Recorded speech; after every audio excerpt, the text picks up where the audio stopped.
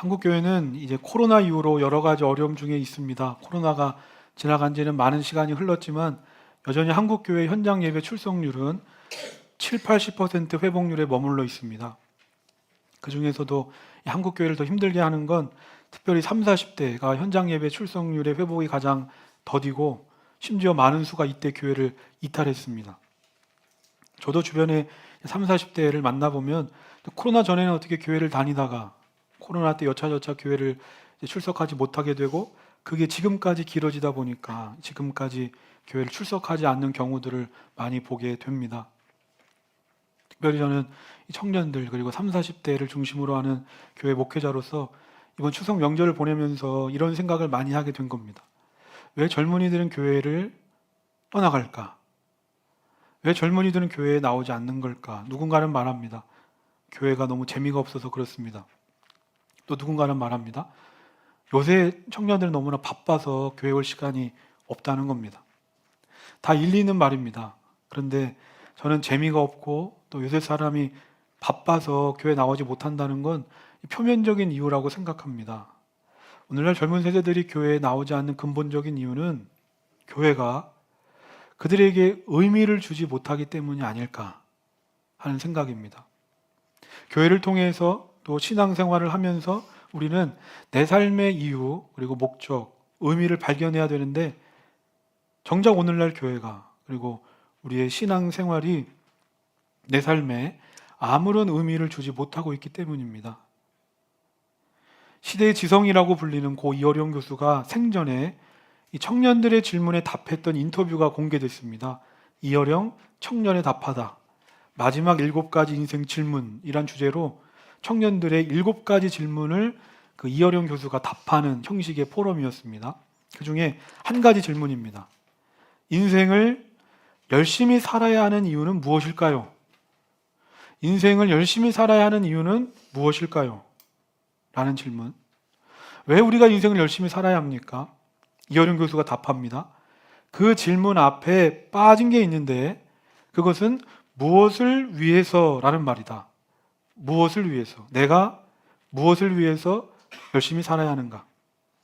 그 목표에 따라 열심의 의미는 완전히 달라질 수 있다. 영혼이라도 끌어모아 집을 사기 전에 한 번쯤 물어야 한다. 그것이 나에게 중요하면 중요할수록 인생이 그 방향으로 쏠림 현상이 일어나기 때문이다.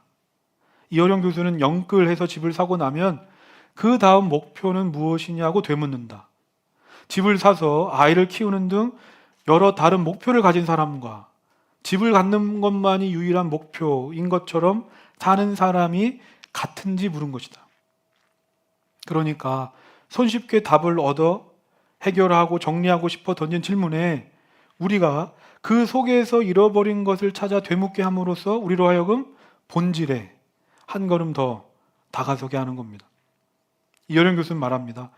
우리가 어떤 목표를 위해 열심히 살다가 보면 허탈함도 느끼고 고통도 느낄 수 있다. 그러나 남들과 똑같은 목표가 아닌 진정한 삶의 목표를 발견했다면 그 고통에는 의미가 있다. 산모의 고통처럼 새로운 생명을 만나는 데는 반드시 고통이 따른다. 인생을 열심히 살아야 하는 이유는 없다. 왜냐하면 생명은 그 자체로 아름다운 것이고 기적이기 때문이다. 그러므로 열심히 사는 걸 넘어 오늘 하루의 삶이 얼마나 소중한지를 깨달아야 한다는 것이다. 청년들이 또 한 가지 질문합니다. 평범한 사람이 세상을 바꾸려고 노력하며 올바른 길을 위해 사는 것 헛수고입니까? 이어령 교수는 말합니다. 당신은 예수님의 잃은 양 비유 속의 한 마리 양입니다. 하나님께서는 99마리 양과 한 마리 양이 다르지 않고 그 잃어버린 한 마리 양을 직접 찾으시는 분이시라는 거. 비록 내가 길을 잃었더라도 하나님이 찾으시는 그 한 마리 양이라는 자신감을 가지고 하던 걸 멈추지 말고 세상을 바꾸기 위해 분투하라고 말합니다. 그건 절대 헛수고가 아니다. 그러면서 이 평범한 사람이라는 존재 자체가 잘못됐다는 겁니다. 이어령 교수는 벽돌과 돌멩이를 비교하면서 이를 설명합니다. 벽돌은 100장이 있어도 찍어낸 거라 모두 똑같다. 하나 없어지면 다른 거 갈아 끼우면 된다. 하지만 이 세상에 똑같은 돌멩이는 없다. 돌멩이가 하나 부서지면 이 지구상에서 그만큼의 빈자리가 생긴 것이다. 우리 한 사람 한 사람도 모두 독특한 하나님의 형상이기에 하나님 부르실 때 이 세상 떠나면 이곳에는 그의 빈자리가 생기는 것이다. 곧 세상이 바뀌는 것과 같다. 우리는 80억 인구 중 오직 한 사람이다. 28살의 나이에 에콰도르에서 순교한 짐 엘리엇 선교사님이 21살 때 이런 기도를 남겼습니다. 아버지, 저로 분기점 같은 사람이 되게 하소서. 제가 접하는 사람들을 결단의 기도로 이끄소서. 저는 직선도로의 표지판이 되고 싶지 않습니다. 저를 갈림길로 삼아주소서. 그리하여 사람들이 제 안에 계신 그리스도를 보고 어느 쪽으로든 하나를 택하게 하소서. 나는 지금 무엇을 위해 열심히 살고 있습니까? 그리고 고통을 감수하면서까지 이루고 싶은 내 삶의 진정한 목표는 뭡니까? 존재 자체로 아름다움이고 기적이라고 할 수 있는 그 한 생명에게 나를 보여주면서 나도 저 사람이 믿고 있는 하나님을 믿고 싶다 라는 생각이 들게 하는 분기점과 같은 사람, 그것이 바로 오늘 나의 존재의 이유고 목적이고 의미이지 않겠습니까? 오늘 말씀을 보면 사도 바울이 3차 선교 여행을 마무리하고 에베소를 떠나면서 마지막으로 제자들을 불러서 격려합니다. 1절입니다. 소동이 그친 뒤에 바울은 제자들을 불러오게 해서 그들을 격려한 뒤에 작별 인사를 하고 마케도니아로 떠나갔다. 바울이 제자들을 불러서 뭐 합니까? 격려합니다. 격려합니다. 여기서 쓰이니 격려하다라는 단어 헬라어로 파라칼레사스인데 이 단어의 원뜻은 옆에 불러 이야기하다라는 뜻으로 사람을 격려하거나 위로하거나 용기를 북돋아 줄 때 쓰는 말이라는 겁니다. 그러니까 사도 바울은 에베소 사역을 마무리하면서 마지막으로 제자들을 불러서 위로하고 격려하고 용기를 주는 겁니다. 그리고 2절입니다. 바울은 그곳에 여러 지방을 거쳐가면서 여러 가지 말로 제자들을 격려하고 그리스에 이르렀다. 여러 지방을 거쳐가면서 여러 곳을 거쳐가면서 바울이 하는 일이 뭡니까? 오로지 파라칼레사스, 위로하고 격려하고 용기 주는 겁니다. 이겁니다. 우리가 어디를 가든지 또 누구를 만나든지 또 내가 무슨 일을 하든지 우리가 해야 될 일, 내 존재의 이유와 목적, 의미는 뭔가? 수고하고 무거운 인생의 짐을 지고 오늘도 낙심하고 절망하여 어디로 가야 할지 몰라 방황하는 그 사람들을 위로하고 격려하며 나를 통해 그리스도를 볼 수 있게 하는 삶, 그것이 오늘 우리의 존재의 이유고 목적이고 의미라는 겁니다. 그렇다면 오늘 난 어떤 삶을 살아가고 있습니까? 그곳이 어디든지 누구를 만나든지 지금 내가 어떤 상황과 환경 가운데 있든지 정말 분기점 같은 삶을 살고 계십니까? 아니면 믿는다고 하면서도 여전히 나의 욕망, 나의 욕심 때문에 바쁘고 분주하게 사십니까? 저는 바라기를 저와 우리 모두가 이 사도 바울처럼 다른 사람을 위로하는 일 때문에 바빠지시기를 소망합니다. 다른 사람을 격려하는 일 때문에, 다른 사람에게 그리스도를 볼 수 있게 하는 일 때문에 바빠지게 되시기를 소망합니다. 이어서 오늘 말씀 3절부터 5절 우리 함께 읽겠습니다. 시작. 거기서 그는 석 달을 지냈다. 바울은 배로 시리아로 가려고 하는데 유대 사람들이 그를 해치려는 음모를 꾸몄으므로 그는 마케도니아를 거쳐서 돌아가기로 작정하였다. 그때 그와 동행한 사람은 브로의 아들로서 베레아 사람 소바더와 데살로니가 사람 가운데서 아리스다고와 세군도와 더벳 사람 가이오와 디모데 그리고 아시아 사람 두기고와 드로비모였다. 이들이 먼저 가서 드로아에서 우리를 기다리고 있었다. 바울이 3차 선교 여행을 마치고 예루살렘으로 돌아가려고 했습니다. 그래서 배를 타고 한 번에 가려고 했는데 3절 보면 유대인들이 바울을 해하려는 음모가 있다는 소식을 듣고 바울은 배를 타고 가는 걸 포기하고 다시 이전에 왔던 길로 돌아가는 먼 길을 선택합니다. 그래서 그때 4절 보면 사람들의 이름이 쭉 나옵니다. 소바더, 아리스다고, 가이오, 디모데, 두기고, 드로비모. 이들이 누군가? 이들은 각 교회의 리더들, 대표자들입니다. 이들이 왜 바울을 찾아왔는가? 당시 예루살렘 교회가 재정적으로 어렵다는 이 소식을 듣고 각 교회들이 모금한 헌금을 예루살렘 교회에 전달하기 위해서 지금 바울과 함께 그 헌금을 가지고 가려고 예루살렘까지 동행했던 겁니다. 하지만 저는 이 3절 말씀에서 보듯이 사도 바울을 해하려고 음모를 꾸민다는 유대인들의 이야기를 한 다음에 바로 성경이 그 다음 절에 사도 바울과 동행했던 믿음의 사람들을 자세하게 기록한 이유가 있다고 생각합니다. 결코 우연히 아무 의미 없이 그 다음 절에 이들의 이름을 자세하게 기록하지 않았을 것이다. 왜 그렇습니까? 이 세상 속에서 이 그리스도인으로서 분기점 같은 삶을 사는 거 결코 혼자서 할 수 없는 일이기 때문입니다. 사도 바울의 삶이 그렇습니다. 오늘 말씀에서도 사도 바울을 해하려고 하는 사람들이 있을 정도로 어디를 가든지 내가 그리스도를 드러내려고만 하면 집요할 정도로 핍박하는 사람들이 반드시 나타납니다. 오늘날 시대를 이 사도 바울이 활동했던 시대와 비교할 수 없지만 저는 이렇게 핍박하고 박해하는 것도 교회에 어느 정도 관심이 있어야 나오는 행동이라고 생각하는데 오늘날 시대의 더 큰 문제는 오늘날 사람들은 아예 교회 자체, 종교 자체에 대해서 관심이 점점 없어져 갑니다.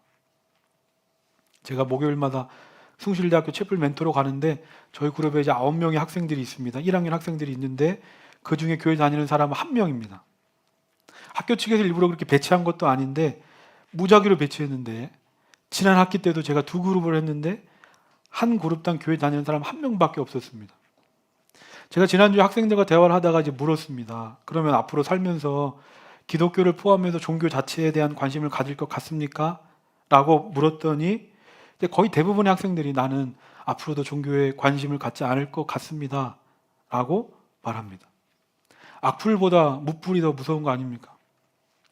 아무리 사도 바울이 대단한 사람이고 믿음이 좋은 사람이라도 인간이기에 세상과 사람들 앞에서 그리스도를 나타내는 분기점 같은 삶을 살다가 보면 힘들고 또 지치고 외로울 때가 옵니다. 그때 어떻게 그것을 극복할 수 있을까? 물론 때마다 일마다 베풀어 주신 하나님의 은혜로 우리는 이 모든 것들을 이겨낼 수 있지만 우리에게 있어서 또 한 가지 중요한 건 하나님께서 나에게 주신 비전을 함께 나눌 수 있는 사람, 그리고 생명을 다해서 그 길을 동행할 수 있는 사람, 믿음의 동역자들인 줄 믿습니다. 제가 그걸 많이 느낍니다. 지난번 설교 때도 얘기했지만 처음에 하나님께서 저 혼자에게만 주신 이 물결의 비전인 줄 알았습니다. 아직 우리가 많지 않지만 그래도 1명, 2명 물결의 이름으로 모이게 하시고 이제는 그 꿈과 비전을 함께 꿈꾸고 함께 동행해 나갈 믿음의 동역자들이 있다는 것이 저에게 얼마나 위로가 되고 또 격려가 되고 얼마나 이 힘이 되는지 모릅니다.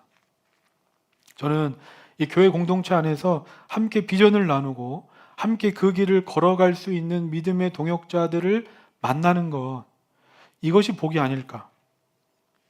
그러므로 우리 안에 이런 고백들이 나오게 되기를 바랍니다. 아, 내가 그분 때문에 신앙생활 제대로 시작하게 된 것 같다. 아, 내가 그분 때문에 그분만 아니었으면 나는 진작에 교회 떠났을 사람인데 정말 내가 그분을 만난 건 하나님의 은혜고 최고의 축복이다. 기억하시길 바랍니다. 내가 믿음의 길을 가고 주의 길을 감당할 때 하나님께서는 반드시 그 일을 함께 할 수 있는 믿음의 사람들을 보내주십니다. 그래서 그 사람들을 통해 힘을 얻게 하시고 때로는 그 사람을 통해서 내가 보지 못했던 걸 보게 하시는 겁니다. 이런 말이 있습니다. 빨리 가려면 혼자 가고 멀리 가려면 함께 같이 가야 한다는 말이 있습니다. 이 세상에서 그리스도를 보여주는 분기점과 같은 삶은 하루 이틀 살고 마는 삶이 아닙니다. 내 평생 동안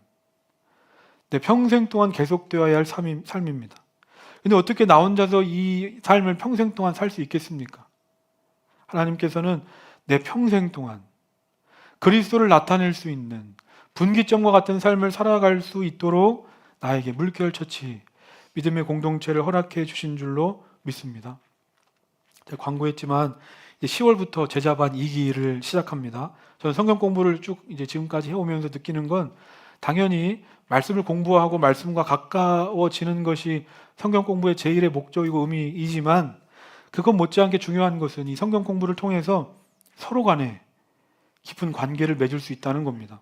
평상시에 예배 때, 소그룹 때 하지 못했던 내 삶의 깊은 이야기들을 삶과 신앙에 대한 고민들을 함께 나누고 무엇보다 목회자와 이 가까이 깊이 있는 이야기를 나누면서 서로 간의 영적인 도전을 받고 믿음의 교제를 통해서 함께 성장하고 성숙할 수 있는 그런 일들이 이루어진다는 겁니다.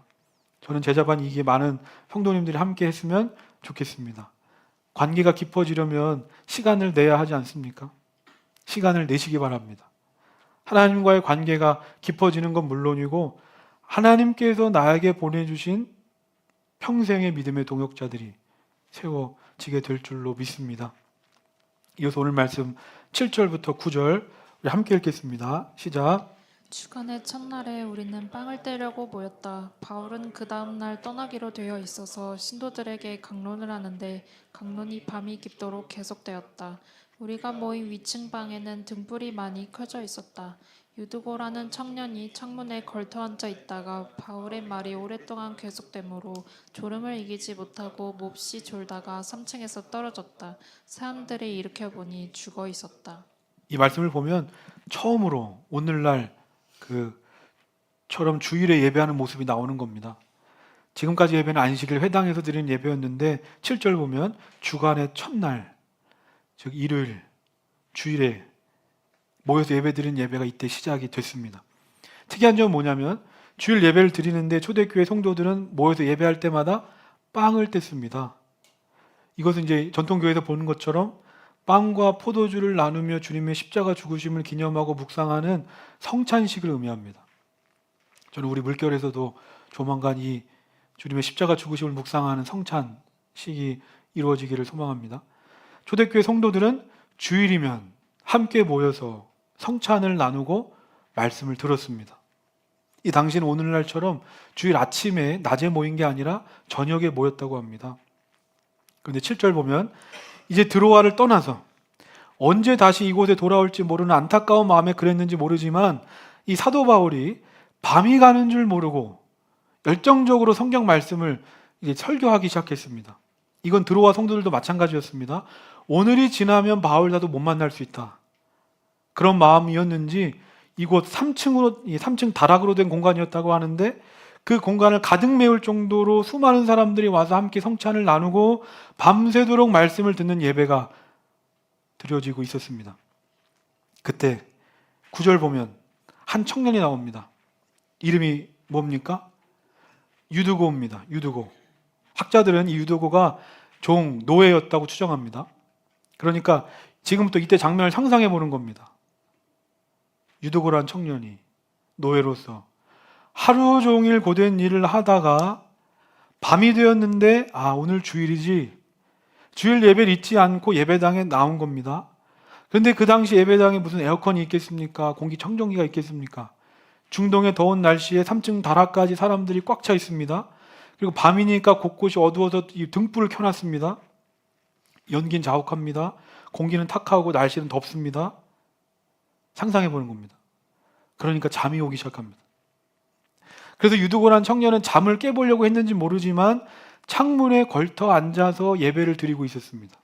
그런데 이 바울의 설교가 어찌나 열정적으로 밤새도록 계속되던지 9절 보면 어떤 일이 일어납니까?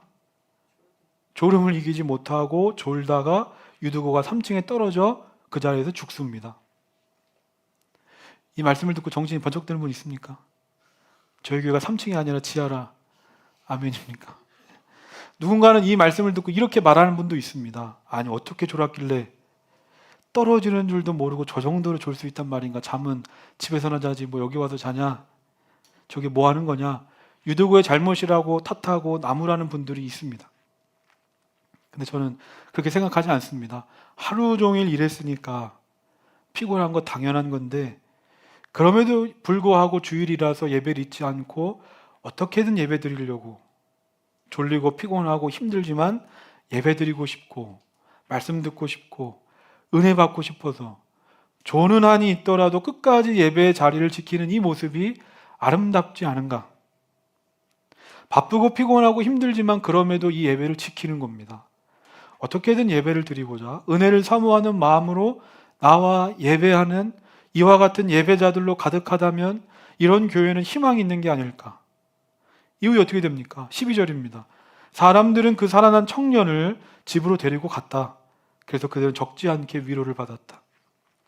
조금 있다가 또 살펴보겠지만 바울을 통해서 죽었던 유두고가 살아났습니다. 저는 이것을 보면서 깨닫게 됩니다. 아, 예배하면 사는구나. 예배는 죽었던 자를 살릴 수 있구나.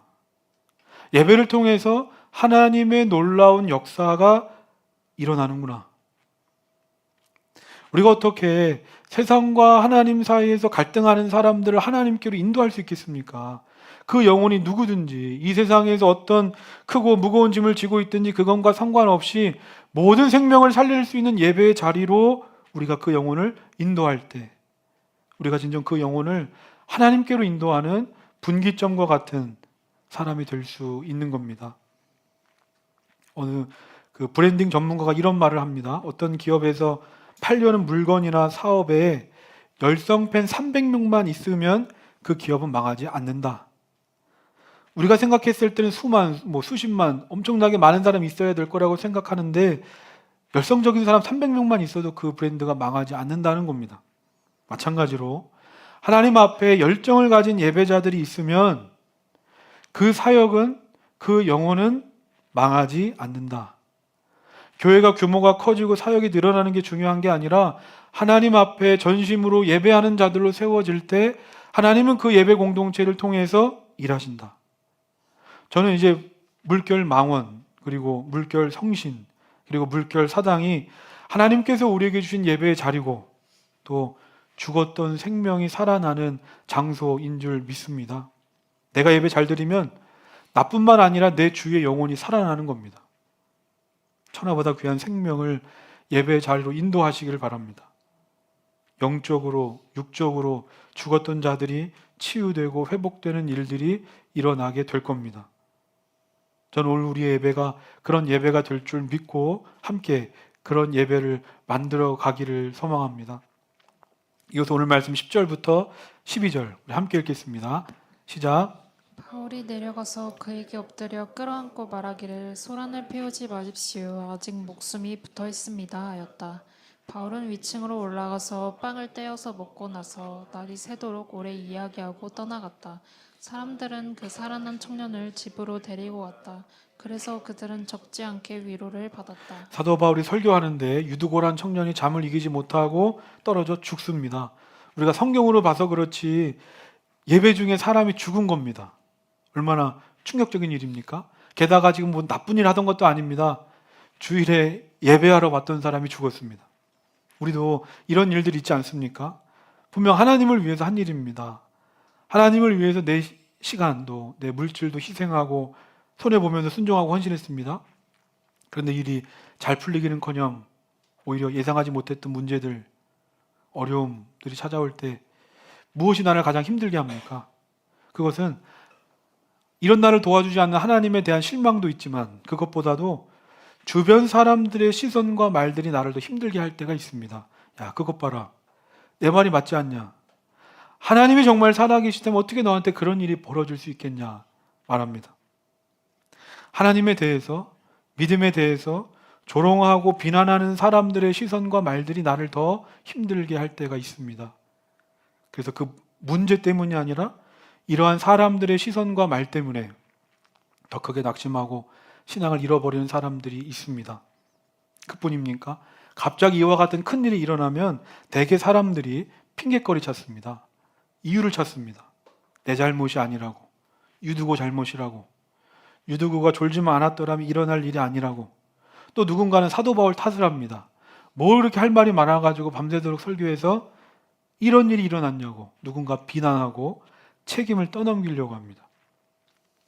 그런데 사도 바울 어떻게 합니까? 10절 다시 보면 그에게 엎드려 끌어안고 말하기를 소란을 피우지 마십시오. 아직 목숨이 붙어 있습니다. 사도 바울이 죽어있는 자 유두고를 엎드려 끌어안는 겁니다. 여기서 끌어안았다는 건 기도했다는 겁니다. 사도 바울이 유두고를 붙잡고 기도했습니다. 저는 이것이 바로 예상하지 못했던 위기를 만났을 때 아니면 세상이나 사람들이 말도 안 되는 이유로 나를 비난할 때, 나를 공격할 때 우리 믿음의 사람들의 첫 번째 반응이어야 하는 줄로 믿습니다. 위기의 순간에 문제를 만났을 때 믿음의 사람들의 첫 번째 반응은 언제나 엎드려 기도하는 겁니다. 기도하는 겁니다. 유두고가 떨어져 죽은 걸 보고 사도 바울도 얼마나 놀랐겠습니까? 예배드리다가 사람이 죽었습니다. 이건 바울과 초대교회 공동체에 큰 위기가 찾아온 겁니다. 그런데 이때 바울의 반응이 뭡니까? 하나님께 실망하거나 다른 사람에게 상처받아 믿음을 저버립니까? 아니면 누구를 비난하고 누구에게 책임을 떠넘깁니까? 아닙니다. 사도 바울은 즉시 사람들에게 말합니다. 소란을 피우지 마시오. 그런 말들 하지 말라는 겁니다. 그리고 사도 바울은 곧바로 유두고를 붙잡고 기도합니다. 눈앞에 펼쳐진 불행한 상황이나 환경을 보는 게 아니라 살아계신 하나님을 믿음으로 바라봅니다. 저는 우리가 눈에 보이는 대로 판단하고 해석하고 말하는 믿음 없는 사람들처럼 반응하지 마시고 오히려 세상과 사람들과 나 자신을 향하여 소란 피우지 마시오. 믿음으로 선포하고 그 자리에 엎드려서 기도하는 믿음의 사람으로 반응하게 되시기를 소망합니다. 분명 유두고가 죽게 된 일, 바울을 포함해서 그 자리에 있던 모든 사람들의 마음을 낙심케 하고 절망케 하기에 충분한 사건이었습니다. 누군가는 예배드리다가 죽은 유두고를 보고 하나님 못 믿겠다, 교회를 떠나가려고 했던 사람도 있을 겁니다. 그런데 죽었던 유두고가 살아나니까 어떻게 됩니까?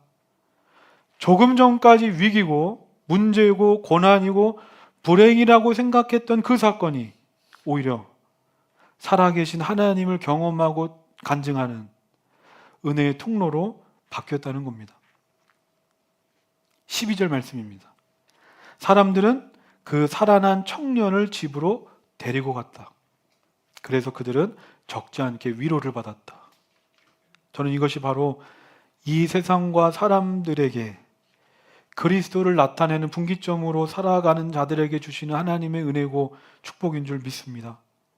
내 삶을 통해 그리스도를 나타내고자 하는 사람들에게 하나님은 그들의 슬픔을 기쁨으로 바꿔주십니다. 그리고 그들의 고난을 감사의 이유로 바꿔주십니다. 그래서 이런 우리의 삶을 통해 주위 사람들은 위로를 받고 치유를 받고 그 영혼이 살아납니다. 말씀을 정리하면서 조정민 목사님의 교회 속 반그리스도인이란 책을 보면 이런 말을 합니다. 그리스도인으로 그리스도를 따르긴 따르는데 불쌍한 그리스도인들이 있다. 불쌍한 그리스도인.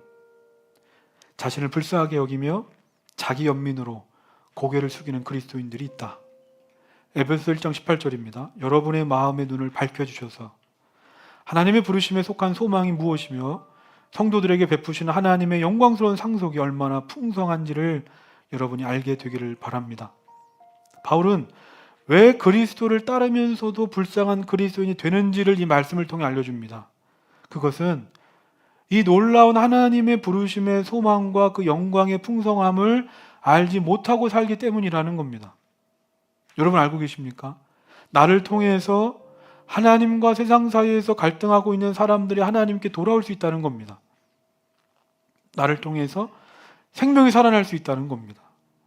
하나님께서 이 놀라운 부르심의 소망과 영광을 저와 여러분 모두에게 주셨습니다. 이 사실을 기억하고 사시기를 바랍니다. 그때 우리를 통해서 하나님과 세상 사이에서 갈등하던 수많은 사람들이 하나님께로 나아가게 되는 진정 분기점과 같은 사람으로 또 분기점과 같은 교회로 살아가게 되는 줄로 믿습니다. 오늘 말씀을 기억하면서 우리 함께 찬양하겠습니다.